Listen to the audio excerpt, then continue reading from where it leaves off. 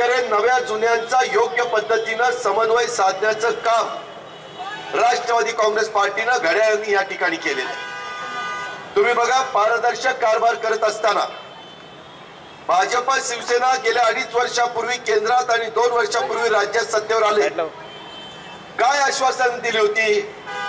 आम्ही गरिबी कमी करू, आम्ही महागाई कमी करू। महागाई कमी झाली का? नाही झाली, उलट महागाई वाढली। त्याच्या संदर्भामध्ये तरुणींना नोकऱ्या देऊ असं आश्वासन दिलं। 2.5 वर्षामध्ये 5 कोटी युवकांना युवतींना नोकऱ्या मिळायला पाहिजे होत्या।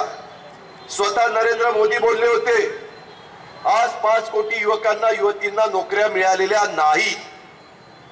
त्यांनी सांगितलं होतं, परदेशातनं मी काळा पैसा आणीन आणि गरिबांच्या अकाउंटला 15 लाख रुपये टाकीन। ही पण त्यांची घोषणा फसवी ठरली। गाजर दाखवण्याचं काम ही मंडळी करतात।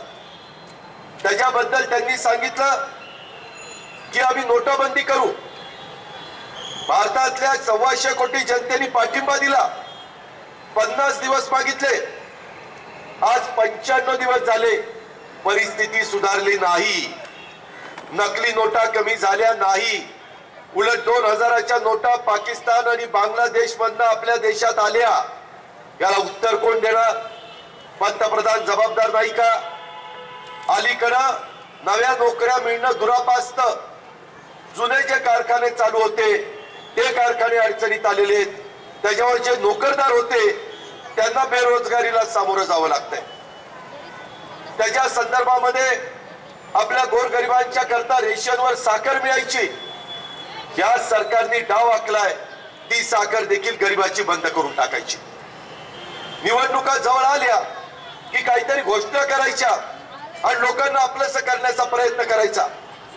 आताही काय चाललंय, मी सकाळी सांगवीच्या परिसरामध्ये होतो, तिथं ज्यांना घर नाही त्यांना फॉर्म वाटण्याचं काम चाललंय आणि म्हणतात आमचं महानगरपालिका असल्यावर आम्ही तुम्हाला घरकुल देणार। बाबांनो, आम्ही इथं आता आमची निकिता कदम, तिचे मिस्टर अर्जुन कदम हे माझ्या मराठवाड्यातनं बीड जिल्ह्यातनं इथं आलेले, सॉरी वडील, मी चुकून पती म्हणलं, वडील अर्जुन कदम हे त्या ठिकाणी बीड जिल्ह्यातनं आलेले। मी ज्यावेळेस शहरामध्ये गेले अनेक वर्ष फिरतोय, आपलं शहर काही मूळ पिंपरी चिंचवडकर इथं राहतात आणि काही माझ्या मराठवाड्याच्या बीड असेल, तिकडे नांदेड असेल, पैठण असेल किंवा माझं त्या ठिकाणी उस्मानाबाद लातूर असेल, त्या भागात आले। दुष्काळ पडल्यानंतर कुठेतरी पोटाची खळगी भरण्याच्या करता तो गरीब समाज आला, काहीतरी काम मिळेल, कसं तरी कुटुंब चालेल, त्याच उद्देशाने अर्जुनराव कदम इथं आले।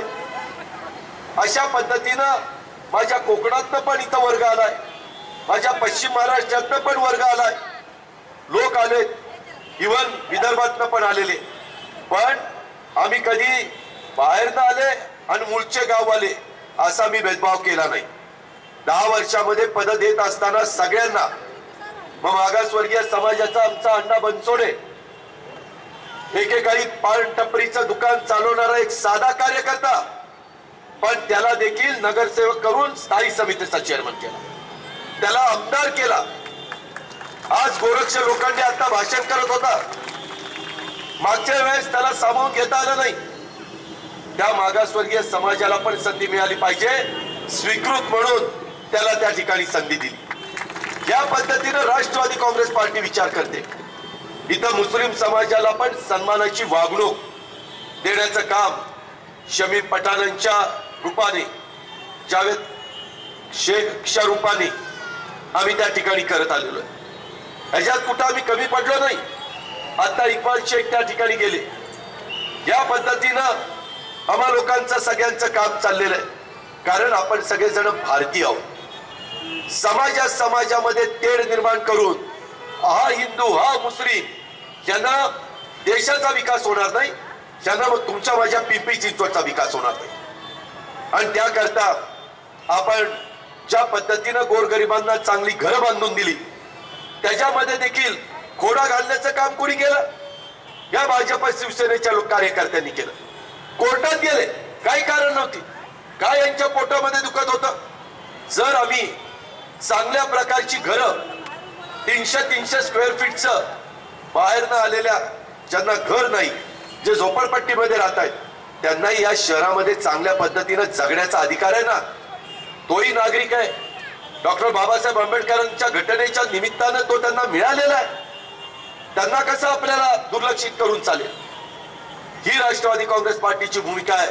आणि म्हणून भाजप, शिवसेनेसारख्या जातीवादी पक्षांचा, ज्यांना पिंपरी चिंचवडशी काही घेणं देणं नाही, मी या शहराच्या करता सातत्याने वेगवेगळ्या प्रश्नाच्या मध्ये लक्ष घातलं.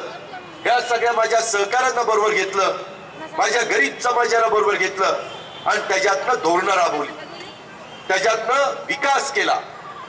यांच्या हातामध्ये जी शहर आहेत त्याच्यात काय विकास झाला बघा? काही विकास झाला नाही. उलट गुंडांना आणि त्या ठिकाणी दलाली करणाऱ्या लोकांना पुढे आणण्याचं काम आज भारतीय जनता पक्ष करतोय. स्वतः उद्धव ठाकरे सांगतात हे गुंडांचे मुख्यमंत्री आहेत, मी नाही म्हणत. आणि देवेंद्र फडणवीस सांगतात की या उद्धव ठाकरेची अवकात काय? कोण त्यांना त्या ठिकाणी म्हणताय आम्ही 25 वर्ष त्यांच्या बरोबर राहिलो, आमची सडली. 25 वर्ष यांची सडली तरी यांना कळत नाही. इतका यांना उशीर लागतोय. त्याच्यातनं माझ्या पिंपरीचे कॅम्पचे प्रश्न सुटणार आहेत का? आम्ही तुमच्याकडे जाहीरनामा घेऊन आलेलो की गेल्या 5 वर्षामध्ये आम्ही ही कामं केली आणि आता ही कामं आम्हाला करायची. पिण्याच्या पाण्याच्या करता आम्ही लक्ष दिलं. उंच पाण्याच्या टाक्यांची कामं चाललेली आहेत. रस्ते अतिशय चांगले ठेवण्याचा प्रयत्न आम्ही केला. कुठेही रस्त्याला खड्डा पडणार नाही ही खबरदारी आम्ही घेतली. बाहेरचा पण नागरिक आपल्याकडे पर्यटनाच्या निमित्तानं आला पाहिजे. त्याच्यातनं तुमच्या माझ्या व्यापाऱ्यांचा दुकानदारी पण चालली पाहिजे. आज व्यापारी वर्ग पण वैतागलेला आहे. 8 नोव्हेंबरला नोटाबंदीचा निर्णय घेतला, त्यावेळेस ही दुकानं कशी चालत होती आणि 8 नोव्हेंबरच्या नंतर काय अवस्था आहे, याचं उत्तर भारतीय जनता पक्ष, शिवसेनेने आणि नरेंद्र मोदीने या ठिकाणी दिलं पाहिजे.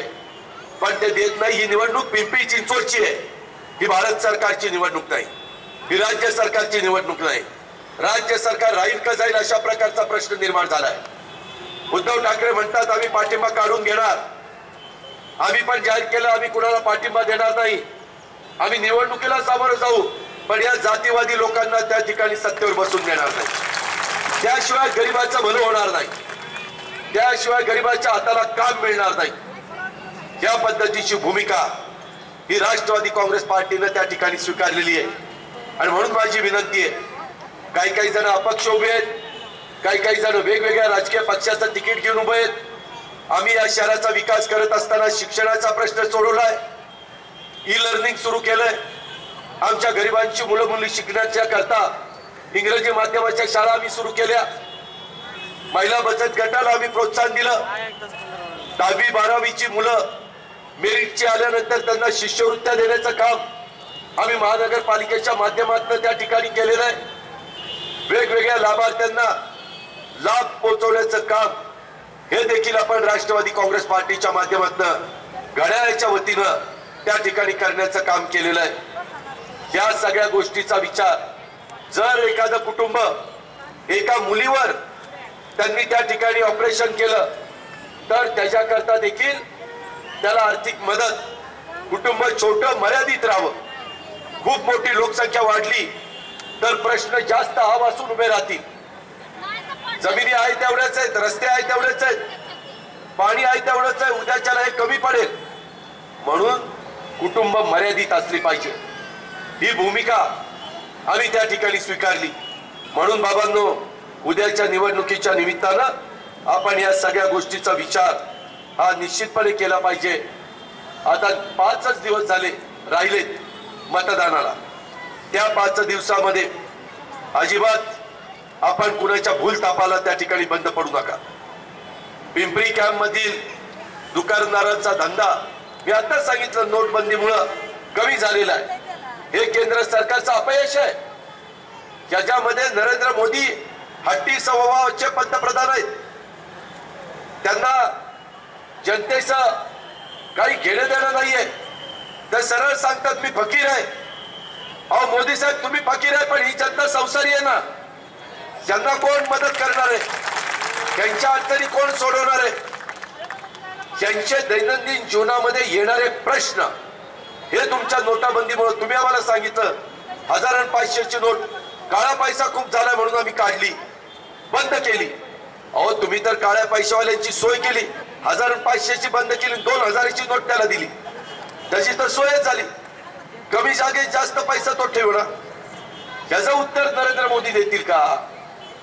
आज बांगलादेश पाकिस्तान मधनं नकली नोटा आल्या, त्याला जबाबदार कोण? आज सातत्याने बॉर्डरवर आपले जवान शहीद होत आहेत, त्याला जबाबदार कोण? अतिरेकी कारवाई वाढलेल्या आहेत. अहो गोरगरीब समाजाला संरक्षण देण्याचं काम आमचं पोलीस दल करत असतं. आता पोलिसांच्यावरच हात उकारायला लागलेले आहेत. परवा भोरला एका PSI ला भाजप शिवसेनेच्या कार्यकर्त्यांनीच बदलून काढलं. सतत असलेल्या घटना घडत आहेत. कायदा सुव्यवस्थेचा कुठेही त्यांना त्या ठिकाणी नीटपणे राखता आलेली नाहीये. या सर्वाचा विचार माझ्या मतदार बंधू भगिनींनी केला पाहिजे. माझ्या गरीबावर अन्याय झाला, त्यांनी पोलीस स्टेशनला गेल्यानंतर न्याय मागायचा कुणाला? जर पोलीसच असुरक्षित राहिले तर या जनतेचं काय होणार? याचं उत्तर भाजप शिवसेनेने द्यायला नको. आणि मी आपल्याला सांगतो, मला तमाम माझ्या पिंपरी कॅम्पच्या जनतेला सांगायचंय, बाबांनो तुम्ही नेहमी मला साथ दिली, तुम्ही पूर्ण बहुमत राष्ट्रवादी काँग्रेस पार्टीला दिलं. त्या पूर्ण बहुमताच्या जोरावर मी या शहराचा विकास करू शकलोय, मी या शहराचा कायापालट करू शकलोय. उद्याच्या काळामध्ये तुम्ही अशाच पद्धतीनं आमच्या घड्याळाच्या चित्राच्या समोरचं बटून दाबण्याचं काम करा. आमच्या उषा वाघिरेला, प्रभाकर वाघिरेला, त्याच्यामध्ये निकिता अर्जुन कदमला आणि डब्बू असवानी या चौघांना निवडून द्या. वेगवेगळ्या समाजाचं प्रतिनिधित्व करणारे हे सगळे कार्यकर्ते आहेत. हे अतिशय चांगल्या प्रकारचं काम करतील. उद्या कुठल्या गोष्टी चुकून देणार नाहीत. त्यांना वेळोवेळी योग्य प्रकारचं मार्गदर्शन मी स्वतः आणि माझे राष्ट्रवादी काँग्रेस पार्टीचे सगळे सहकारी त्या ठिकाणी करत राहतील. आणि आपल्या भारतामध्ये तुमचं माझं पिंपरी चिंचवड शहर हे नंबर 1चं शहर विकासाच्या बाबतीमध्ये कसं राहील, त्याच करता राष्ट्रवादी काँग्रेस पार्टी सातत्याने त्या अग्रभागी राहील, ही देखील खात्री मी आपल्या सर्व सहकारी मित्रांना या प्रचार सभेच्या निमित्तानं त्या ठिकाणी देऊ इच्छितो. काही अपक्ष फॉर्म भरलेले आहेत, त्यांनी खरं तर अजूनही माघार घ्या. अजूनही या 4 अधिकृत उमेदवारांना राष्ट्रवादीचा पाठिंबा द्या. अशा पद्धतीनं निष्ठा बदलून चालत नसतं. शेवटी एक कुटुंब म्हणून राष्ट्रवादी काँग्रेस पार्टी या सगळ्या शहराचा विकास करण्याचा प्रयत्न करत असते.